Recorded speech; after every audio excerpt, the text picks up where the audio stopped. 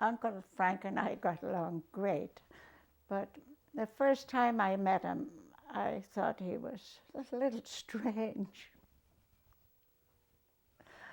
And we lived in Glendale then, and he used to come out to visit. Yeah, and he'd bring stuff for Mary, and he brought bananas, big bunch of bananas. But he had them all eaten before he left. So I never let him forget it. But he was a great guy. Danny would have less patience with him than I had, but never said anything. And but we got along great. Even the kids talk about the relationship I had with the father and the mother, of course. So, but it was funny. Aunt Anna came up. Will I tell you about the birth of the Bobbies? Please. Aunt Anna came up to babysit while I would go and have my third child. I didn't know what I was going to have or nothing. So she babysat, and I went in the hospital. And that was all. I saw her. She came the day before I went in, I think. And she was working around and busy, you know. Taking care of the kids was all she could do. Everything else had to go. And there's no kids like the Mary and Pat. They were the only two, and she had none then. And I went and had my baby, which was Bobby. But the morning I had him, I had him Monday morning. On Wednesday, about 4 o'clock or 5 in the morning, my doctor came in, and he sat on the side of my bed, and he said, "Betty," I thought to myself, what's wrong, you know? He said, "Betty, your babysitter had a baby. I just delivered a baby boy." And I looked at him, I said, "Well, my babysitters didn't graduate from high school yet, doctor." And he said, "I mean your sister-in-law." Well, I could not believe it. And he said, "They're going to stop on the way past." So they stopped at my door. I had a private room, you know, in the hallway, and the nurse held up the baby, and she waved. And then Danny called and told him, and he didn't believe him. He thought Dad was kidding, because she had a lot of miscarriages and that. So he came up, and as Danny said, then I had said to, you stay a week. In those days, you stayed for a week after your baby was born. So I said to Dr. McLeod, when I knew Aunt Anna was there, and I had my baby, this was before she had hers. So I said, "Oh, I want to go home, doctor." And he said, "No, I want to keep you, and you have 2 other children at home," and all the story. And I said, "Well, Father Tom is up in Keene at the camp," which he was. And I said, "He's coming over to baptize the baby." He said, "Okay, you can go home." I wanted to go home because Aunt Anna was there. And it ended up then she wasn't going home and I was home. And then his dad said he had 2 women and 2 babies and 2 other children. And he was busy. So, and then Uncle Frank arrived. That made it worse. We're living upstairs. So, when I think upstairs in those days and upstairs today, you couldn't just separate. So, then her baby was baptized. Father Tom baptized. He came twice. He baptized Bobby first, and then he came back another day. He was at a camp in Keene, outside Keene, Spofford. So that was the story. And then Uncle Frank, he would call up to see if any of our children were sick before he'd bring his up. And I said, no, Frank, is he sick? Don't bring him up. But he knew I was teasing. But in those days, you didn't think of that. So then they grew. And Bobby always came up every summer when he was 9 or 10. They'd put him on the bus. And he'd stay for a month or 5 weeks. And then Anne and Frank came up once, for a few days. But they had him with them. He wasn't, it was after his visit. And he was here about maybe 12. And they went out someplace. And I said, oh, leave him. They wanted to go out. And I said, leave him, don't take him, and he'll be okay. He fell down the cellar steps from the outside and broke his arm. And here we were with all these kids, and that never had a broken bone, So that was bad. But then Anne and Mary came along and things changed. And if they cried, they cried. If they didn't, if he's reading the paper, he'd go on reading. And he loved the sweet stuff. And he'd bring some. He'd bring them eclairs, meringues. And we'd empty the box, the two of us. The rest of them weren't that fond of them. They were too sweet for them. Poor Unky. And then we went down. They'd come up, and they came up more than we went down, because we'd have to get somebody to work and have a gang in the car. And then you go down. You could stay with the relatives, but my relatives were. I don't know if any of them were in the city by then. They were on Long Island and different places. But we used to go to Atlantic City, him and I. Well, first, Anna didn't feel good. She knew she had cancer. So Danny was graduating from was it the Coast Guard? In Atlantic, in New Jersey, Cape May. So we went down. We said, we went down and stayed the night before. And I said, Anna, why don't you come with us? We're going to Pennsylvania. We're going to Amish country. And they did. They came with us. And we went to the graduation and all. And I think we went to the gambling going down for an hour or two, or maybe coming back, I would say. But anyway, we were at Amish country, and Uncle Frank, you had the harvest table, the big long table. Everybody sat at it. Didn't matter where you were from or who you were with. You got a seat and sat. And then Frank ate so much, his dad said he ate enough for two. And then he had to go to the bathroom. He was in there for half an hour, and Dad went in. Dad said it to me, I better go in and see if he's okay.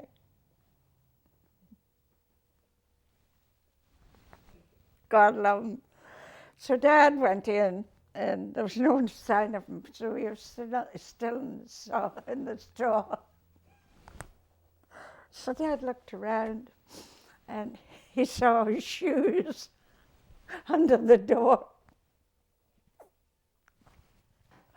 Oh my God. And he said, are you okay? And he said, yeah, and he come out. Danny was out first and told us. And Anna and I were laughing. And he lit right into it. He said, I could have had a heart attack. And then we stopped. Dad said to him, "You just eat too much, Frank. That's what it's all about." So then we went off, and then we came back. We went to Amish country and the Mennonites, is it? Yeah, we went there, and we saw them plowing with 4 or 5 horses and all. And on the way back, we saw a lot of stuff. We went to Hershey Town. The lights, the street lights are in the shape of a Hershey little, you know, the little Hershey kisses? That's what the street lights are. So we had enough to eat there too. Then we came back. We stopped, I guess, at Atlantic City that time, but we had a great time. But then as Anna got sick, Danny and I would go down. I would cook a roast, or I'd cook a leg of lamb. And Bobby Valley had left home then. He was gone he was 20, I'd say, after he finished school. But Ann would come. She'd throw her coat off. And instead of start slicing the leg of lamb, she'd pick it up and eat it. And we laughed at that, of course, and we told her she needed it badly, and you know. So then it went on. We would go down oftener, and Dad would stay with Anna and take her around to the places where she knew when she came from Ireland first. And Mary and Anne, well, Anne wasn't too much of a gambler. She came a few times, and we'd go to Atlantic City. And then coming home, we'd stop at the German bakery, and we'd get a box. He'd buy I think there's a half dozen of the meringues for me, and the same for him. And we'd inhale them from 82nd Street to 86. We had to walk 4 city blocks. And Mary got something what she wanted. And we'd go home and we wouldn't be hungry. Anna would want to know if we wanted to eat, and we'd say no. And then the money, him and I, when we went, we didn't spend much there. When Bobby Valley came in to visit the first year, when he said to me, "Aunt Betty, how much do you have to spend?" I said, "I have $35, and he laughed. And he said, "Oh, that wouldn't be any good. I hope you have more." I said, "Yeah, but that's what I was going to spend." So anyway, Uncle and I would gamble, and we'd split the money. And we'd count it when we go home on the kitchen table, and he'd bring it home in quarters. He'd carry it. He'd bring it home, and a quarter for you, and a quarter for me. We'd drive Danny nuts. But him and I had a lot of fun, and I loved Uncle Frank.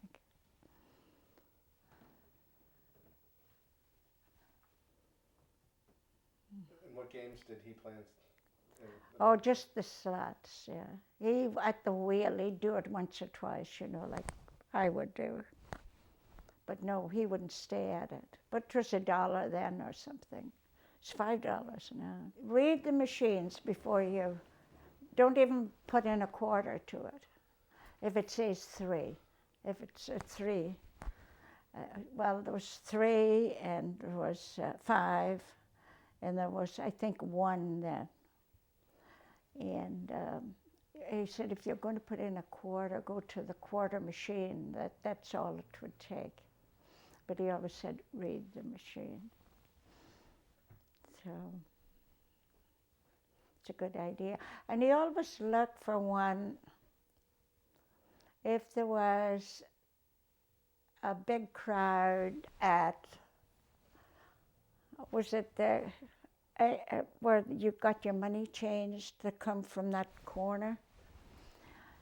Or maybe it was standing in line to get to the machines.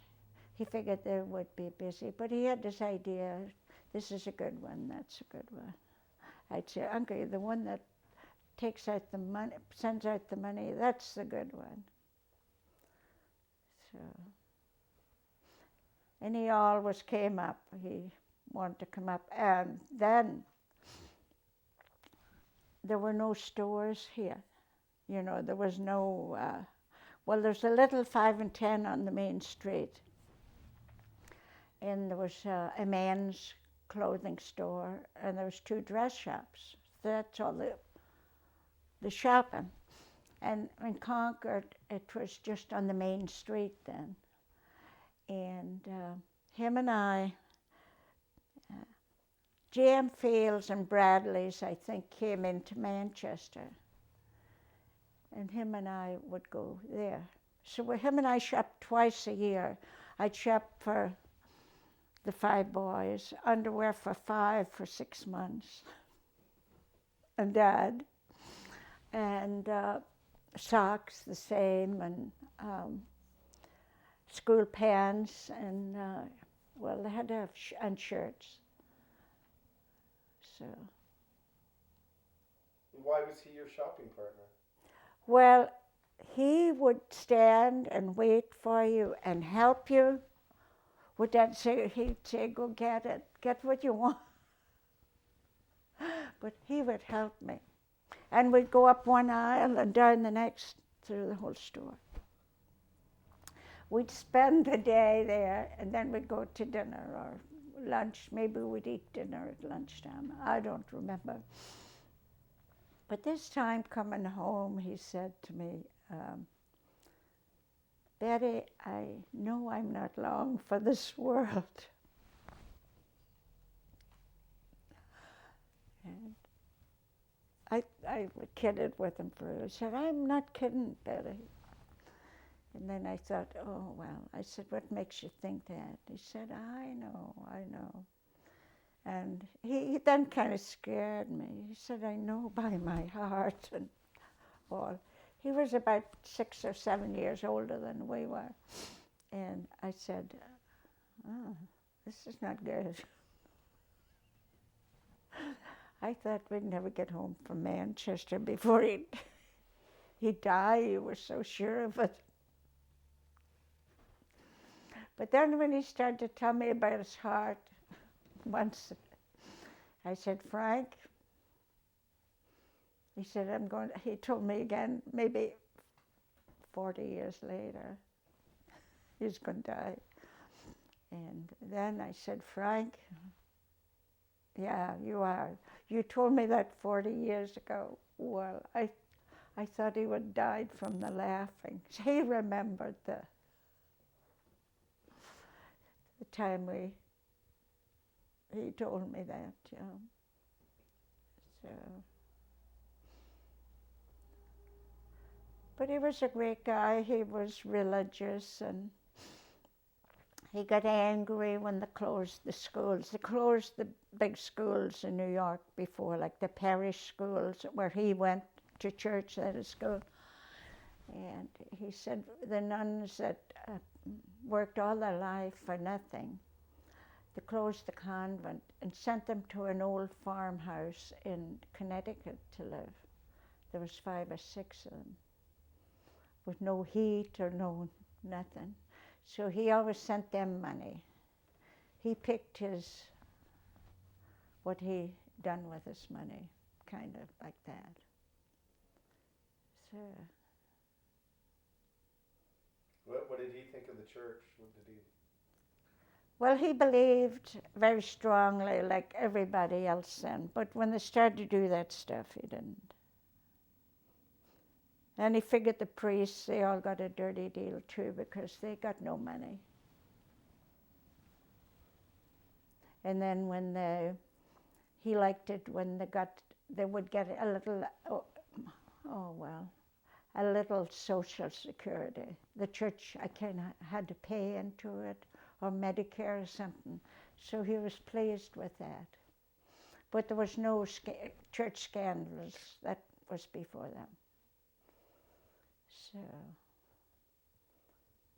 he'd go to Mass, and he walked every place. And What did he think of his politics? Was he a oh, Democrat, the or? politics were wild, you know.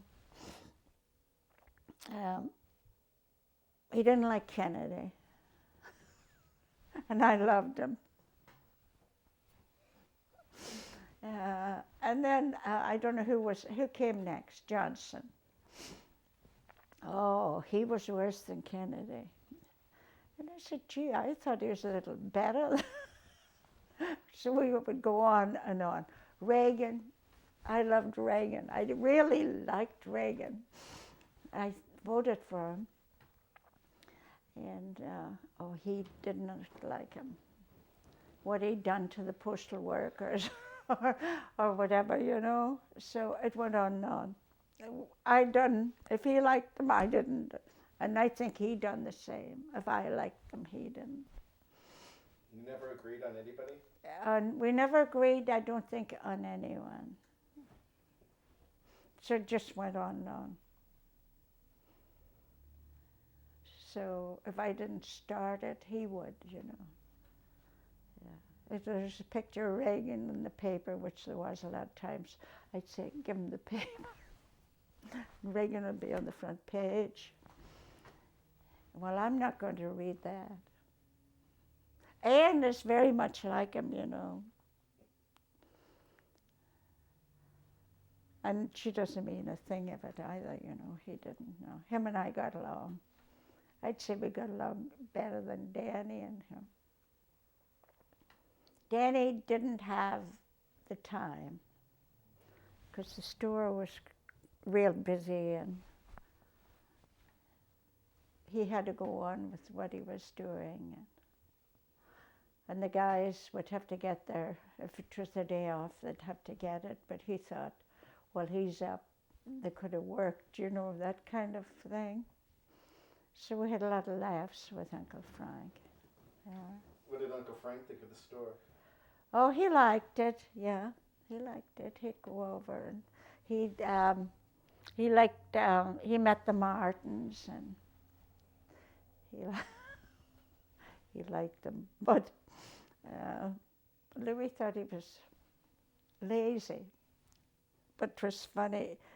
Dan had put in some pathways over at the big house on the Costa house. And he thought, well, gee, when I get this done, I'm going to get Frank to put the hose on it, the sprinkler. And he did. He took Frank over and let Frank do that and showed him what to do. So Danny thought, well, it's time he was back, and he went over. And he was lying on the grass sleeping, and the hose in his hand. Well, that was the laugh of the day.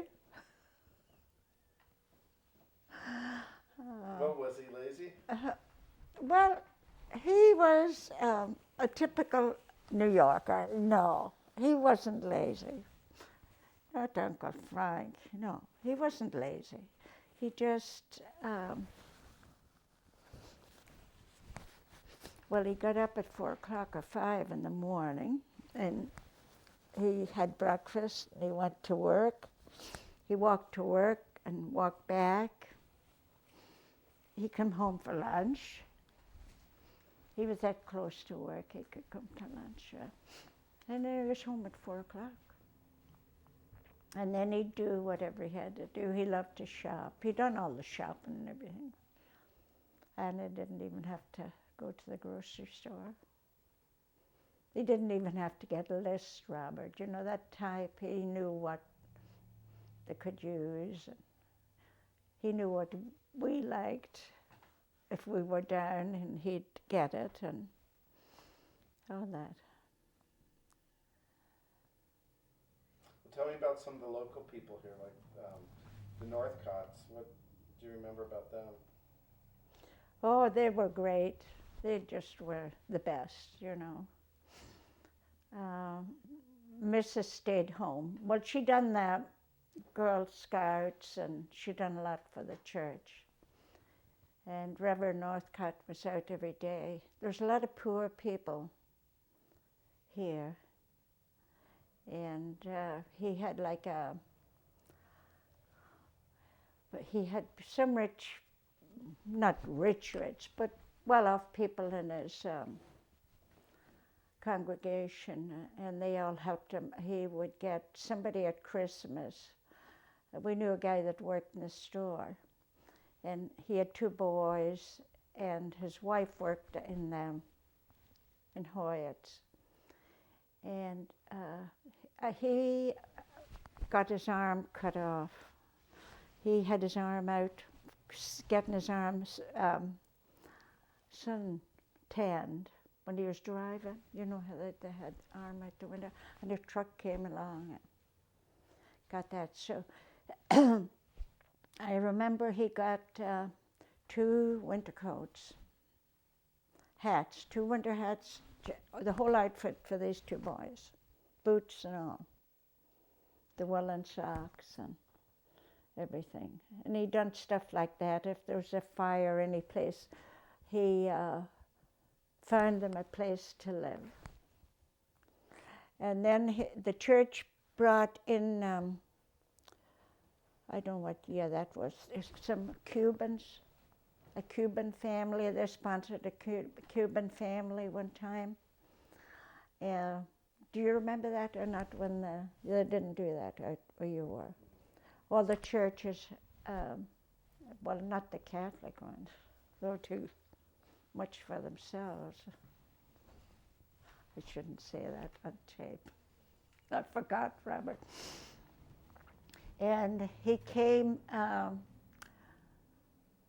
over and he said, "Danny, would you have an apartment?" He had a family coming. And he gave them an apartment at the Costa House. And I think they got it rent-free till he got a job. And then he said the wife would like to go if she could get a job, but she didn't want to go to Beatty's where she'd be gone all day because they had 2 kids of their own and a nephew. And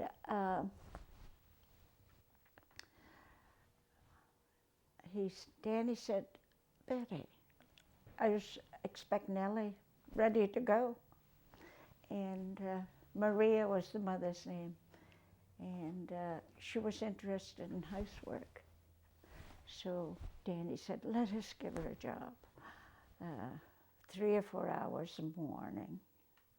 She'd come in, she'd clean the house, and she'd iron and all that, and talk to me and try to teach me Spanish and all that, and ask me about Ireland." And so then she stayed for about a month after Ellie was born, and then she got another job someplace where she would have longer hours. But she lived across the street, and she was a friend of mine, and the family was, the whole family. And the fiber mill was going, Roland Allen owned it, and he was from the United Church, and he gave him a job. And then, I don't know what the son done, but Jose was his name, and he was very popular. He was in high school, and he was treated like a king. It was great. So that was that.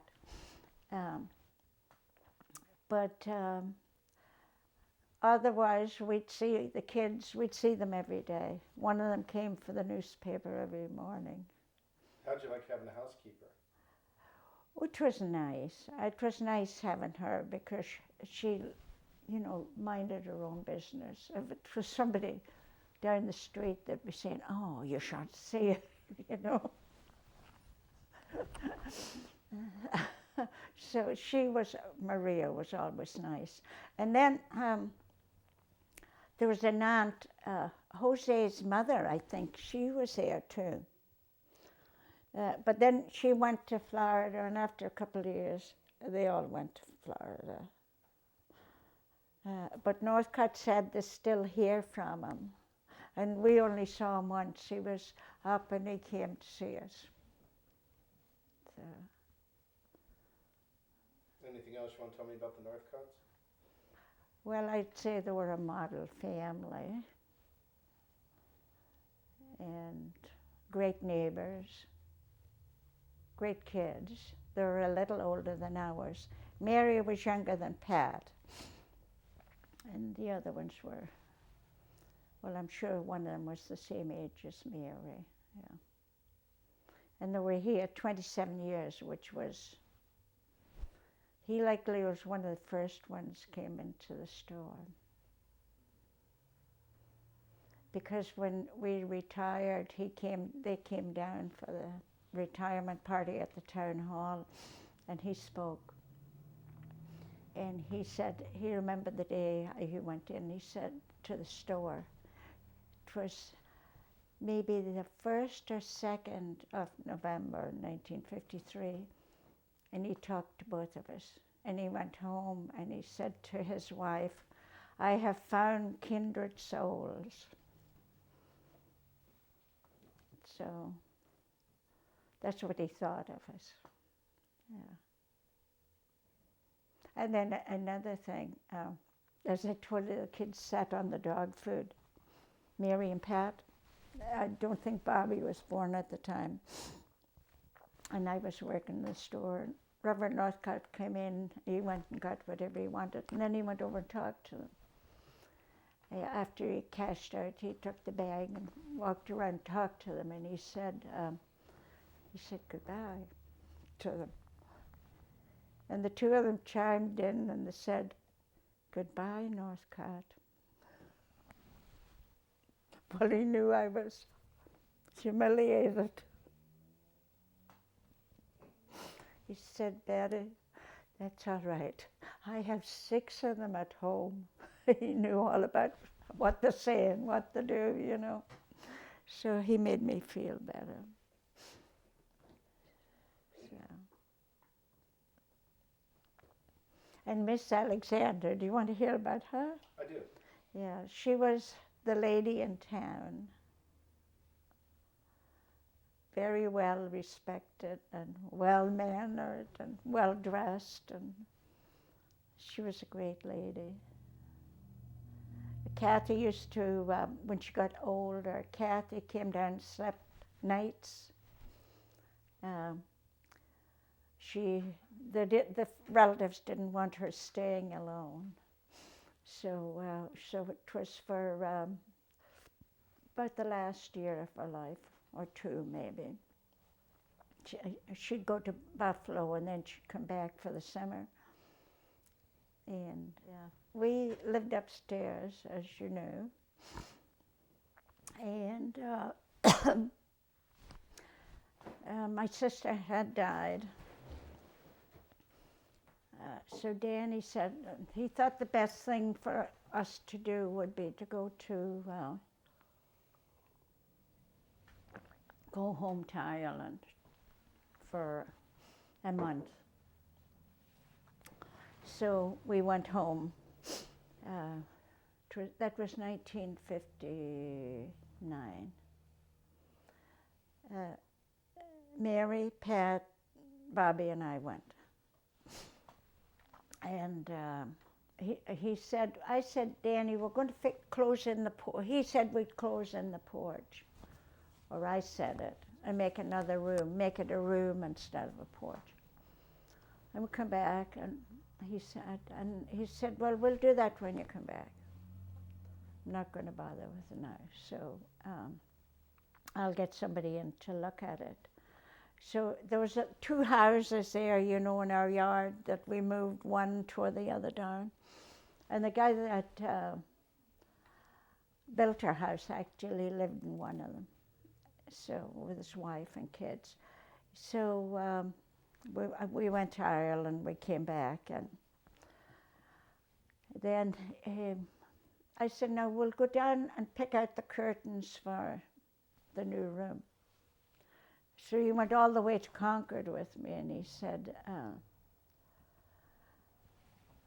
he stopped, it was on the main street, you had to buy everything on the main street. And he said, he had this folder with him, and he said, well, look at that. He had drawn out a new house for us.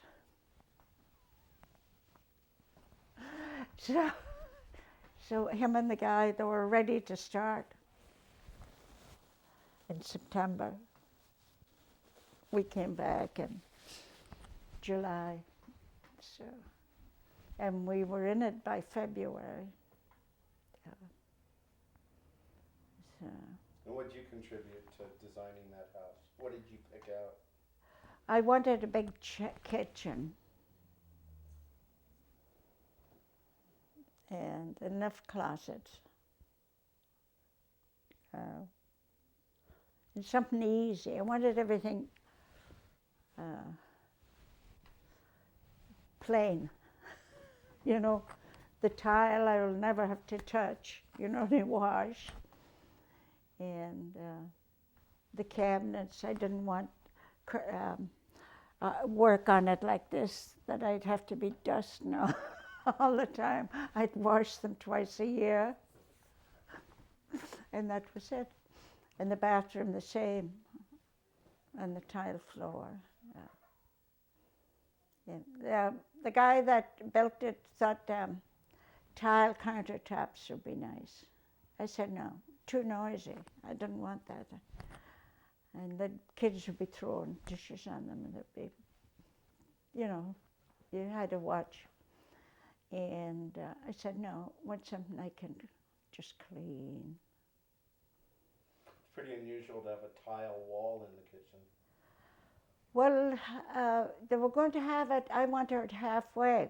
And they said, no, you're going to have more work, do it all. That one wall, do it all tile. Because that's where they come in and took off boots and put their bags down and they lay against the wall. And they said, well, these guys will grow up someday, they'll be on the paint before you know it, you know. And they said, do the whole wall. And I said, yeah. And then pick a color.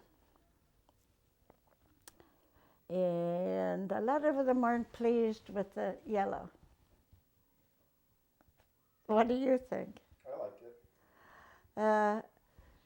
But I thought it was bright, and I wouldn't, you do dark green, you orange, I liked orange and that, but I figured I'll go with the yellow.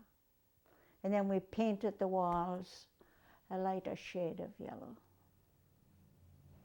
Anything else you picked out in that house? What else did I pick out? No, I said go build it. But then we were just going to, one day where it was on a Sunday, and Mr. Glover and the two guys that worked at the store and a couple of neighbors, one lived across the street, and there was maybe 5 or 6. And we said, well, we'll just move some of the heavy stuff in, you know, the refrigerator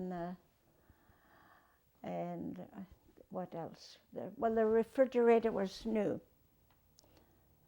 The refrigerator was there, and they said they'd move in some of the heavier stuff, and then we could move when we're ready. But before we knew, they had it all in. We slept there that night. No plans to move in that day or nothing, just done it. And then a few,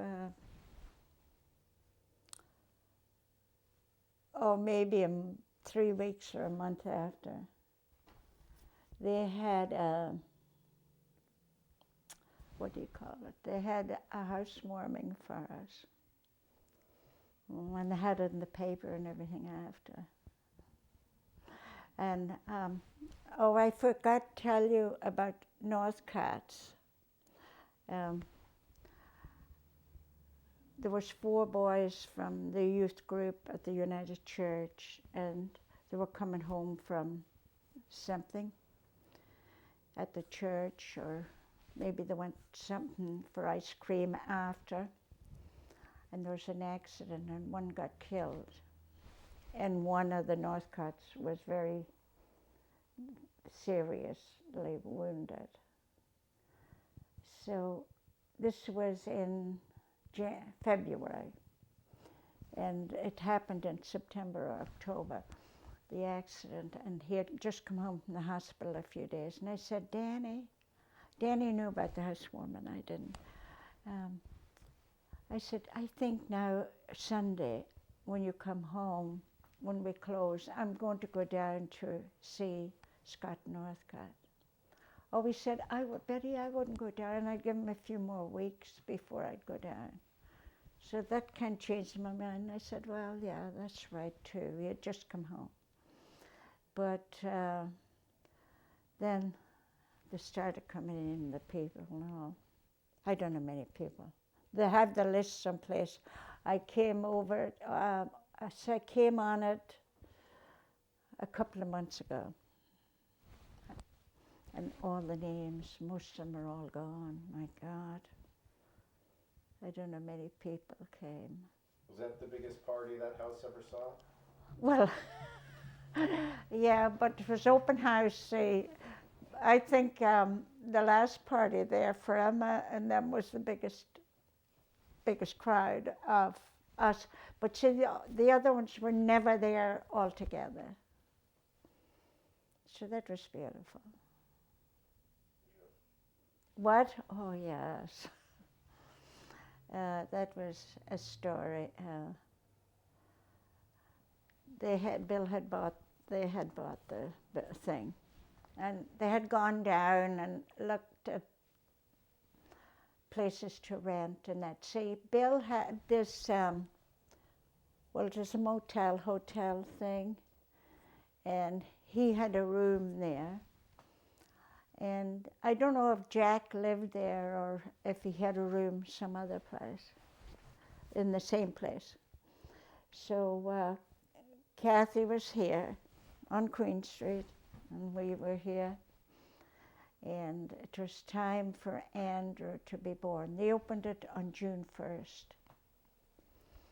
And he was born in August, I think the 12th, 11th or 12th. And when it was time for her to go to the hospital, she called Bill, and then she called Dad to go get the kids. It was time for her to go. And maybe, I don't know if Dad took her to the hospital. No, Bill got home, I think. So then he was born, everything was fine. But she was in that was after Dad had his car accident. And she had a long day, and we didn't hear from them. And Papa was nervous because he went to her the night of his accident. And Michael and Aaron saw him, and the mother asked them to go upstairs. She talked to them later. They went to the door with the mother and saw him. So he thought, oh my God, I hope this baby's all right, you know. He said, I'm going down to see her. I said, no, you're not driving yet. He couldn't drive. And I called Sue, and Sue went down, and it was about 6 or 7 at night. The night she was in from early morning, and the baby was just born, I guess. She was allergic to the anesthesia or something, and then the arms. But she was okay. Her arms ached, and they told her, well, that's from the labor, from the pushing, and that was okay. And she done okay, a little bit okay. That she could do, well, Bill was there with the baby at the beginning, And they were they were invited to a wedding, and she went to the wedding, both of them. And I thought, oh, should she be going? You know, about 2 or 3 weeks after.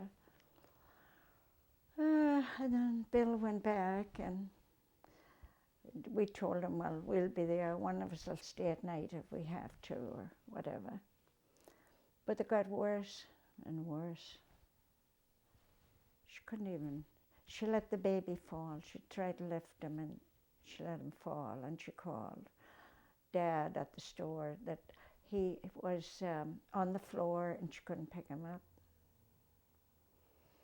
So he went up and took her and the baby down. And then he went back up. She told him where to get all the baby stuff. And she took Aaron and Michael down. I don't know if Aaron, no, well, they weren't in school for summer months. So she took them all down. And then, of course, he was my baby ever since, you know. But he one day he wasn't. I was telling him where something was, and he said, "Mama, I used to live here, you know." And I thought, "Oh my God." Well, Teeny was going to doctors almost every day, and I would take them out. And we'd walk down to the field, and Michael was a little guy, and we'd sit on the wall there. That's as far as I would go with the three. And I said to him one day, "Sit and talk." He was about 3 years old, or I don't know about 3 years old. And the next day we went down, he saw the stone wall, and he said, "Sit and talk." So we sat and talked. That's about it. It was sit and talk or go for a little walk. And Dad would go with her wherever she had to go. And Bill would come up Friday evening and go back Monday morning. So they'd go home for the weekend. But I cooked for them and all. But she was lucky. Her hands came back. She couldn't open the door. She couldn't. Dad took her out to lunch. One of the times he took her to Concord. And she got, I don't know what she got, I think maybe a tuna fish sandwich or something. She couldn't pick it up. So it was bad. And she had the things on her hands. Did you ever see those things? They were like wire, stiff wire. What kind of things did Andrew like to do? Oh, he just talked, and he'd lie on the floor, and just the same as a baby, but was the best baby. But Michael was the best baby. He was like the 2 of yours. Yeah. Because Bill and Teeny went to China or someplace one time, and left him with Dad and I, and Aaron. Aaron went to Mary's in Maine, Mary and Mike's in Maine. And you got Michael? And I got Michael. And he's 3 weeks old.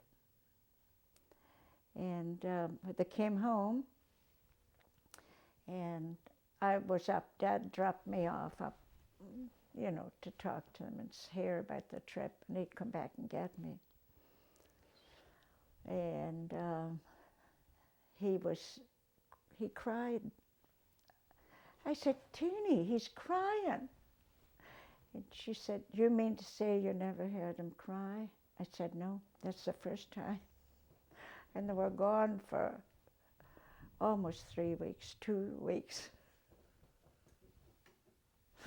So that's my Michael story, huh? Got an Aaron story? Well, I must have an Aaron story. Well, let me give you Andrew's story, the rest of it. He was up one time, and as I told you, he said, "You know, I lived here." And I said, "Yeah, but that's a long time ago. You don't remember that. You were from a baby to 1. And he said, yeah, you put me up on your bed. You pull back the bedspread where I put him. And I would change his pants, and I put powder on him. Do you believe he remembered that?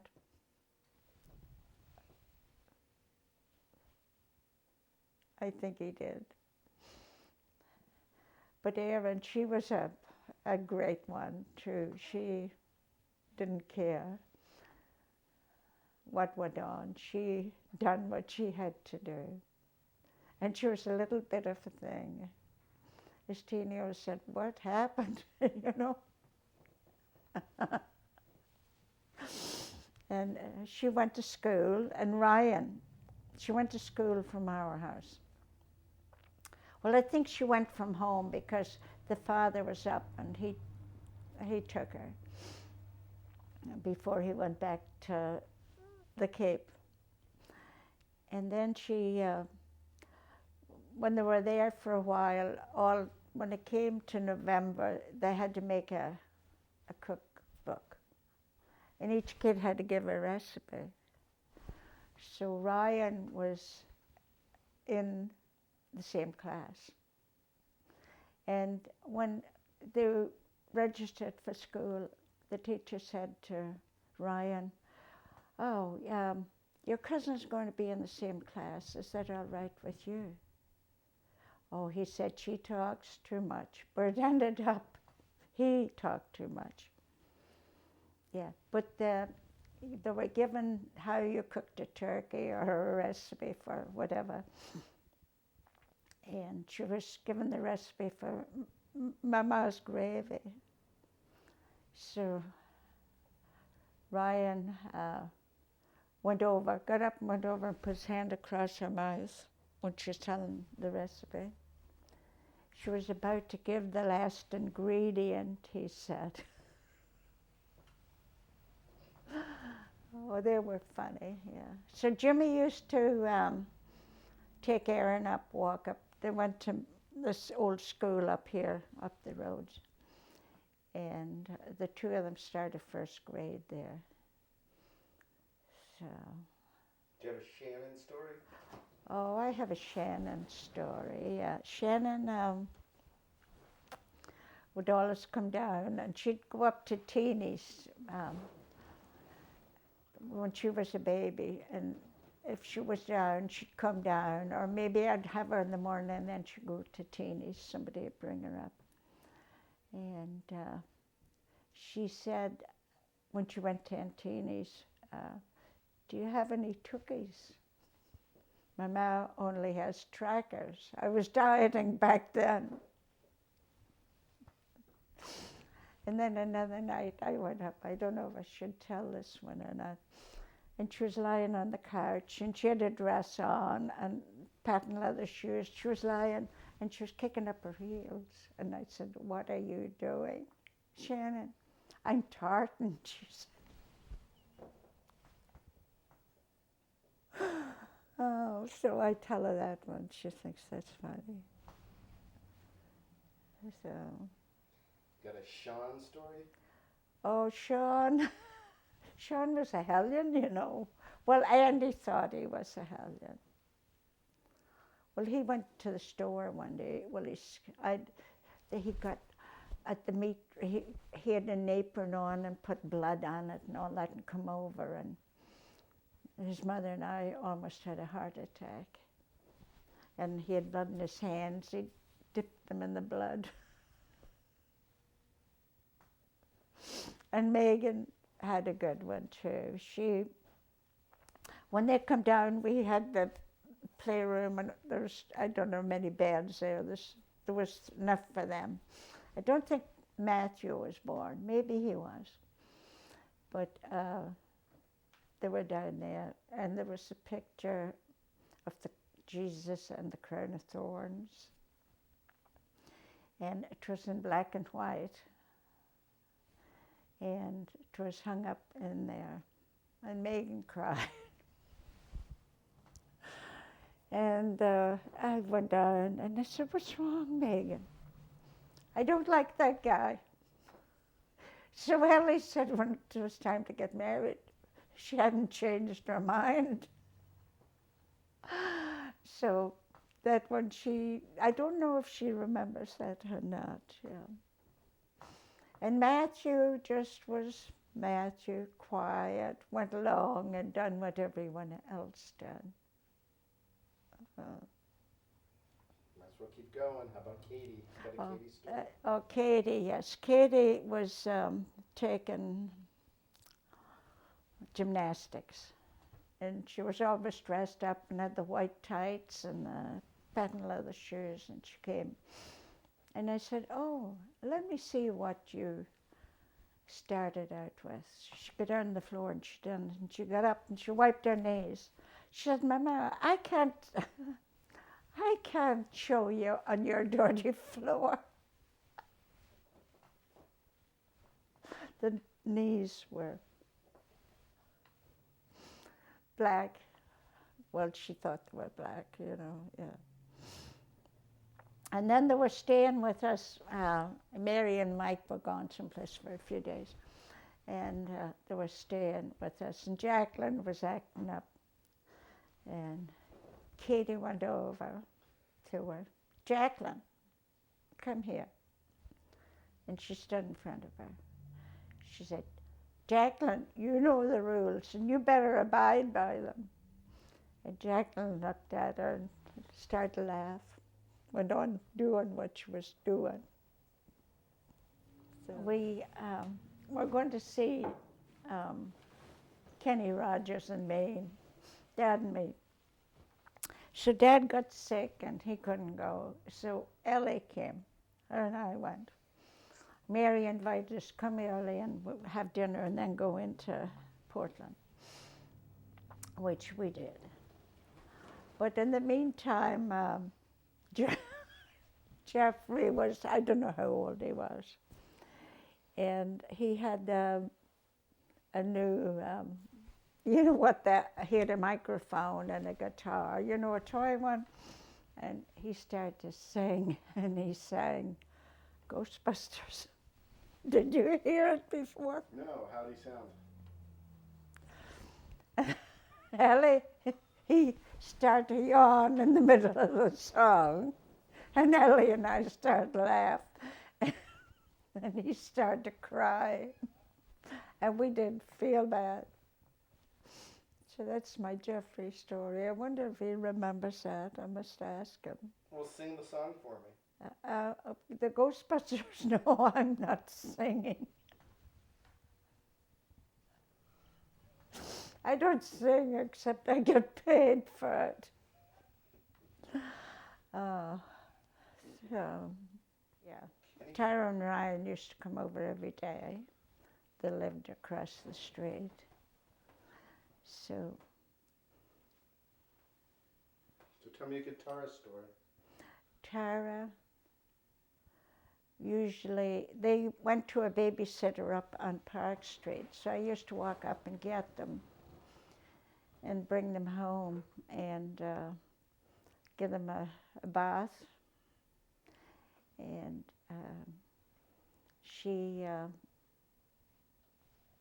this evening they were just having sandwiches, so I made the sandwiches and I cut them up. I cut them in two, and I give them the half one first. And I said, Tara, give Ryan his half. And I said, Tara, I cut yours and you'll get the other half later. So she ate the half sandwich and was finished, and she said, Mama, can I have the other half? And she did, and then we were close. I saw her every day. And when she graduated from high school, she called me one day when she was going to graduate. And she said, Mama, would you do my hair? No, it was for the prom. Would you do my hair for the prom? Oh, I said, Tara, you should go to the hairdresser and have them do it nice for you. She said, no, I want you to do it the way you did it with the bobby pins when I was a little girl. And I said, yeah, I will. And I did. So So we did Ryan, right? we did Ryan. Seamus, got a Seamus story? Oh, Seamus. Yes. We had the Battle of the Axe. Did you hear that before? We were, yeah, I had him and I walked them down into the field there. And as we went down and we sat on the stone wall, somebody was splitting wood and they had left an axe there. And I went to get the axe. He wouldn't give it to me.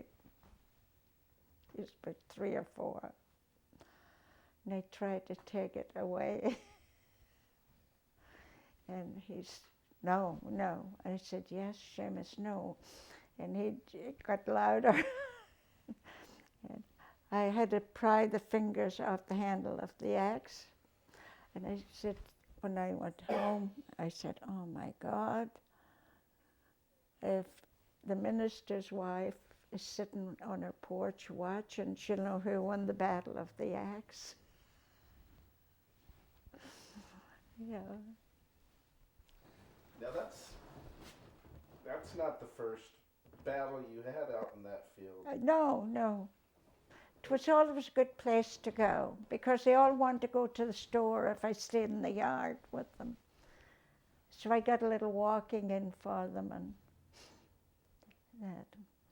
Well, tell me about the story of you and the ram out there with the Snickers bar. Mm-hmm. Well, as you know, I always had a sweet tooth. So I'd go over to the store and we took what we wanted, what was necessary. We didn't pay for it, it was already paid for, right? When it came in, it was paid for, so that was, but we did not waste anything, Robert. So I'd walk down to the sheep, and there were little, but I forgot they grew up. There's a ram, and I used to box with him. And when he'd see me coming, he'd come and box, play, like a little lamb would. And I'd always give him a little bit of the Snicker bar. I'd have the pockets full, as Tim Fife said. And I'd give any of them that wanted it, they liked it. So I'd give them very, very little because I needed it for me. And then it was a corner and there was a wire fence. There was a fence. So I was inside the fence and the ram had got bigger. And I gave him a little piece of candy. And I didn't box with him, so he wanted to box, and I had quit that because I figured I was going to get hurt.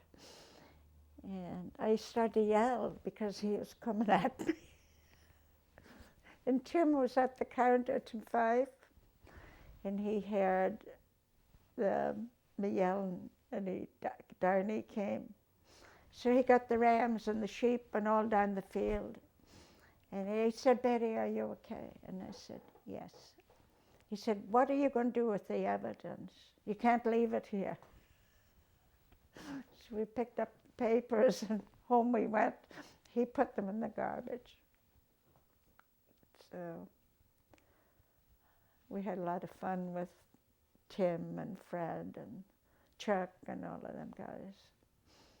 Do you have a Chuck story? Oh, Chuck. Do I have a Chuck story? No. No, Chuck was always a serious one. And he was around, but I don't think he ever really done anything or got into anything. What about Fred? Oh, Fred, yes. He took Tommy. We were at something in Concord. I don't know where it was, but it was likely Teeny doing in the band.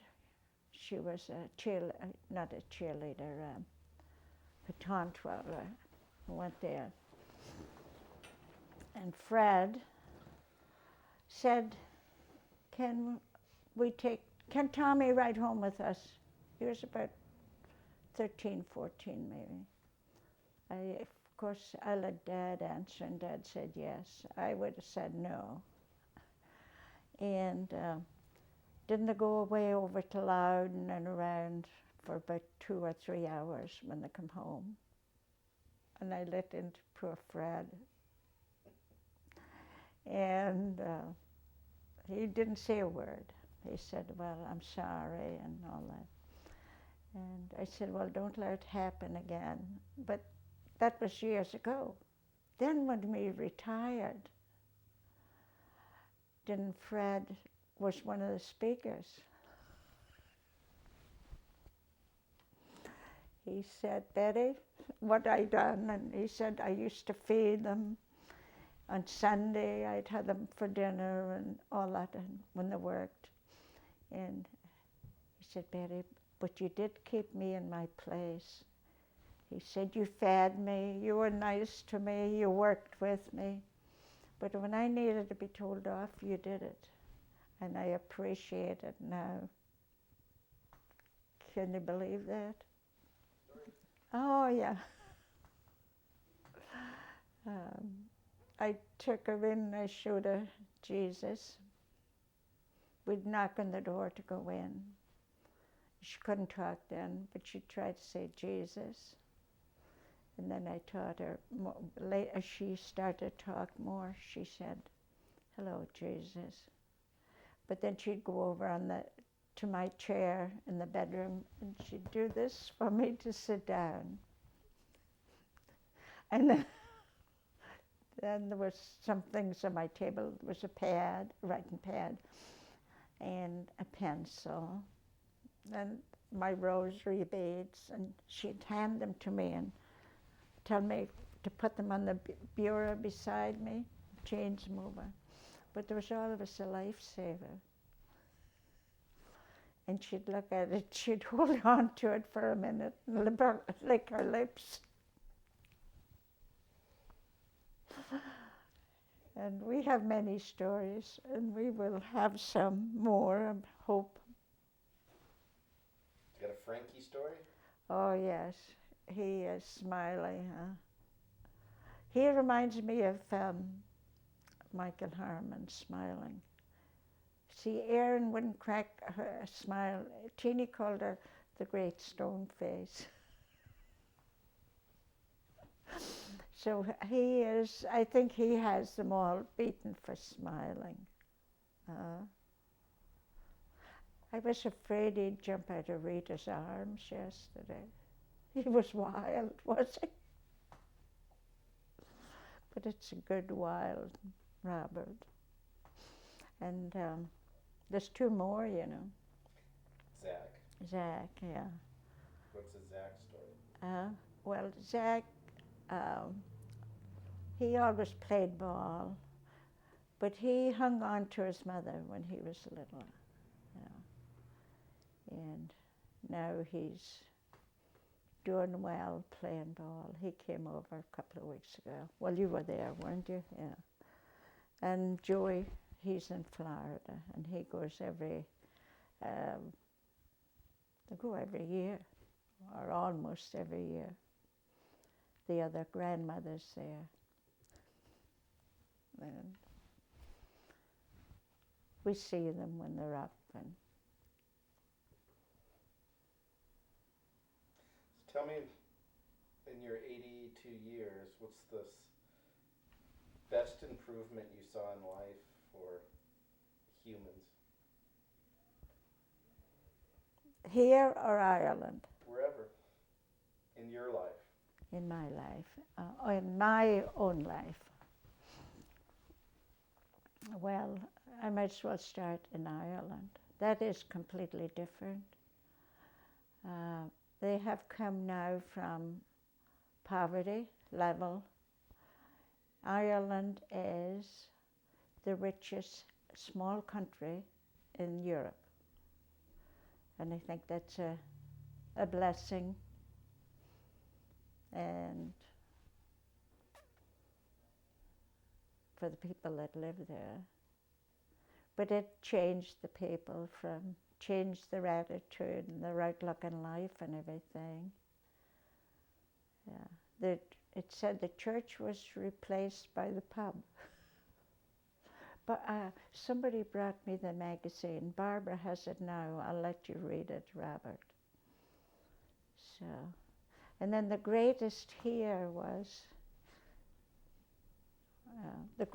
actually the greatest is for here we're all alive except poor Bill.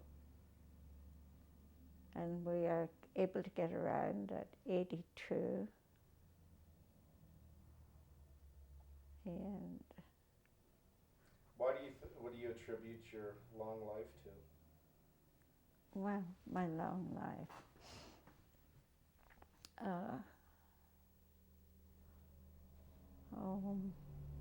God.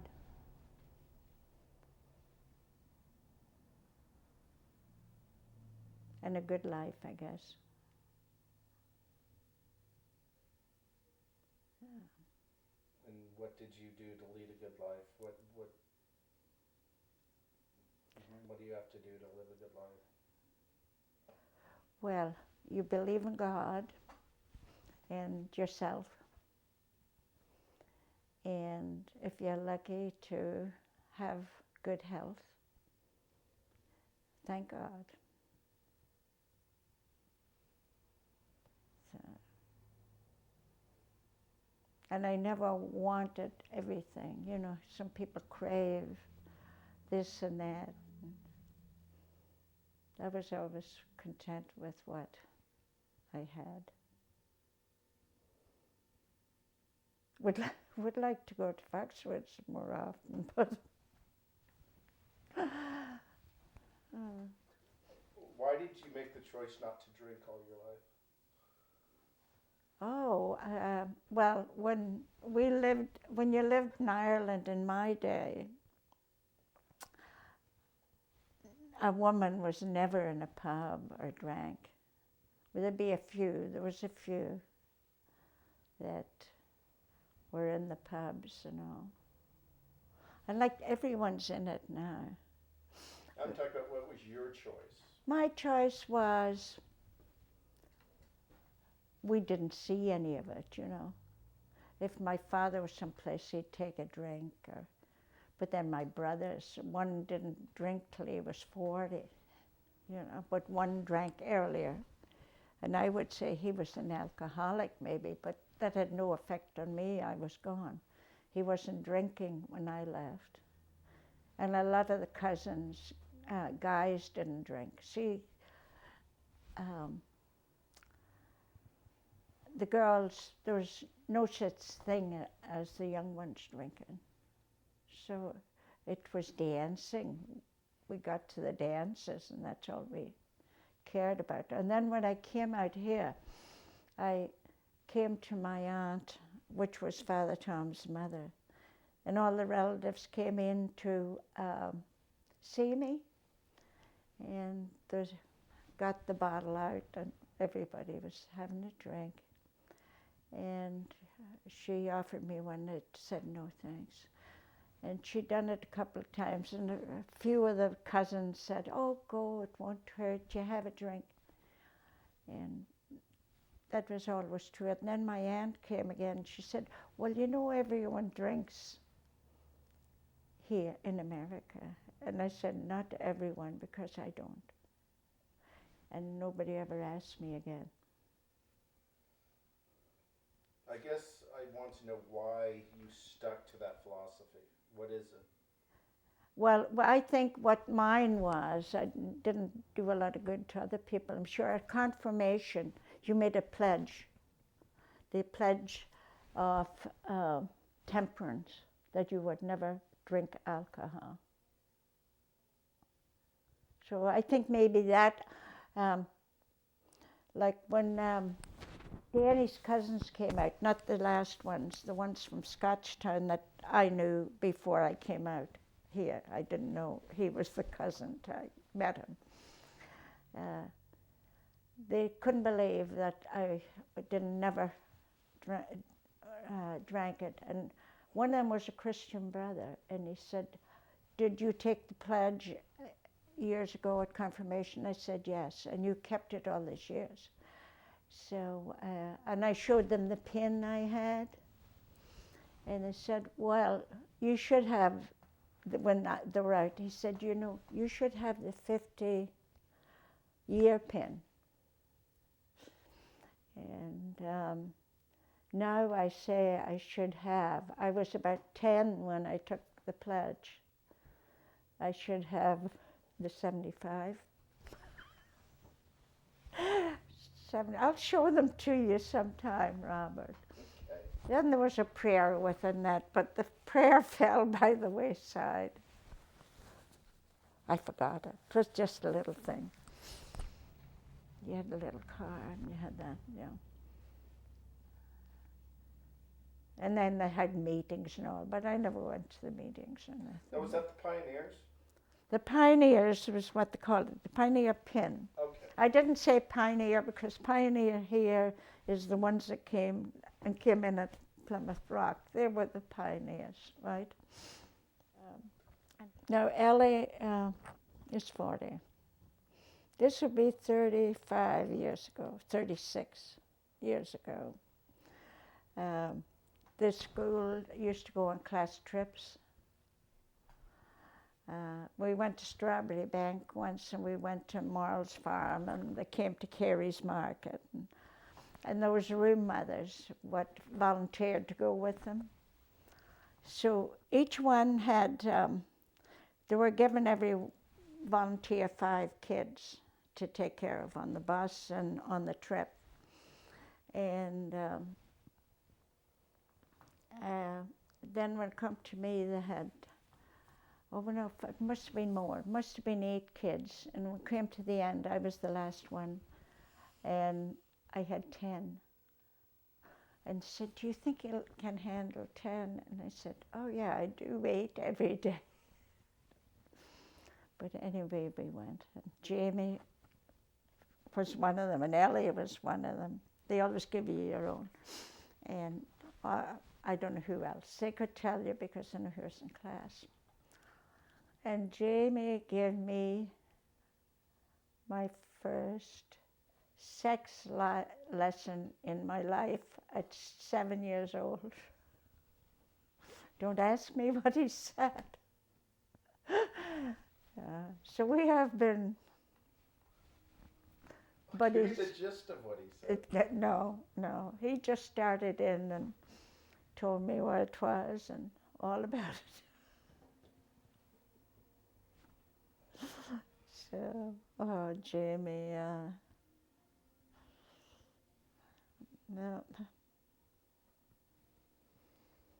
So, I bet James could do the same. Oh, and Rita and Fred were the best, you know. Well, what do you remember about Rita and Fred? No, they came down from Dexter, Maine, I think. No, it wasn't Dexter, some other place. There wasn't much work in Maine then. I think it was in the 50s. And they lived up on Jackson Street in a trailer when they started. So they came in the store and they said where they're from. And they talked to us. And I think they were all glad to find somebody to talk to when they all came, you know, from different places. And then they bought this house on Queen Street, so we saw them almost every day. Kids and all. And Jamie and Ellie and Tommy, and they were all friends. So, but they were great, and they had, as you know, the death of their son, and Rita's accident, and all that, and Fred going, and then Fred's father and mother, I think maybe they came after, I think. They lived downtown, and they used to come to the store. So, Oh, John Waters.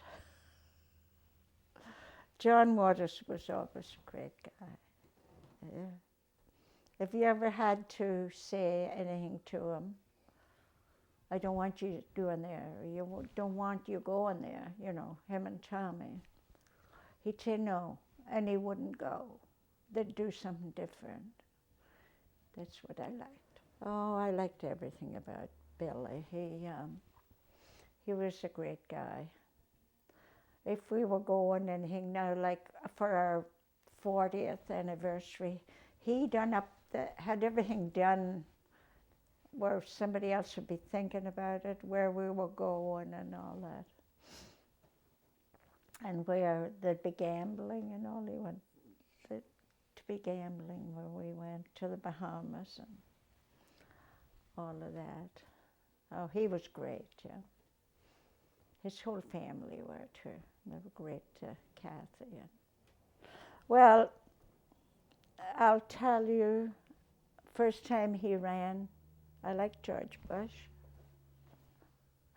Well, I liked Barbara Bush to start with, and her husband. And I don't think I voted for them, though. I liked them. And I followed their history and all up in Maine, where Pat and Andy lived there. And then when Matthew, I don't know if Sean caddied for President Bush, the first President Bush, but Matt did. And he'd done it for 3 or 4 years, and they treated him real good and all. And then when George Bush started run, I didn't connect them, and then I said, oh, that's his son, Barbara's son. So I liked him, and I voted for him the first time. And I thought, I think the comedians are going too far with him. I really do. Some of the stuff's funny, but some of it's not. Well, do you think he's a good president? I think he is a good man, but I do not like the war. And I think that could have been avoided. I'm not sure. What would I have done different? Well, I know Dad would like to go to Florida maybe in the cold months. And I never was really for it. Yeah. We could have gone to New Mexico in the cold months for a couple of months. That's a different. See, we were in Florida in the winter. We were down there once, and I was still sweating. So I always said I could sit at home and sweat. Mm-hmm. I would say do what is right in your life. Not what you always think is right, but get a little advice from your parents. And they have lived before you, and they will steer you right.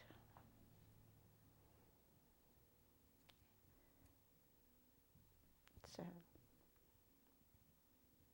may the road rise to meet you. May the wind be at your back.